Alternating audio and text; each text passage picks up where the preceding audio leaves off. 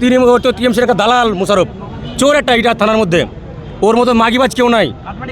আমাদের কিছু চাই না, ওকে চেঞ্জ করা চাই। খেয়ে নিয়েছে, গরিবদের জন্য কোনো উন্নয়ন করেনি। কংগ্রেস পার্টি থেকে। আপনাদের পূর্ববর্তী বিধায়ক কে ছিলেন? আমাদের আগের বিধায়ক তো মোশারফ হোসেন ছিলেন, আর বর্তমানে আমরা কংগ্রেসের জন্য আসছি, অমলাচার্যের জন্য আসছি। কেন দল চেঞ্জ করলেন কেন? না, তিনি কি আমাদের কাজ করেননি আগে? মোশারফ হোসেনের পক্ষে আমরা মানে অসন্তুষ্ট, সন্তুষ্ট তিনি কি নই। স্বাস্থ্যসেবা স্বাস্থ্যসেবা বলতে কি, আমাদের যে গ্রামের রাস্তাটা, মেন রাস্তাটা, ওটাই এখনো ঠিক হয়নি। 5 বছরে পরে কালকে উনি এসেছেন ভোট প্রচারের জন্য, এছাড়া তো আগে গরিবদের কোনো উন্নয়ন করেনি। ইটাহারের তোলাবাজ দু ভাই, ঠিক আছে, কাটমানিখোর একটা রাস্তা 4 বার করেছে রিপেয়ারিং 1.5 বছরের মধ্যে। টাকা যাচ্ছে কোথায়?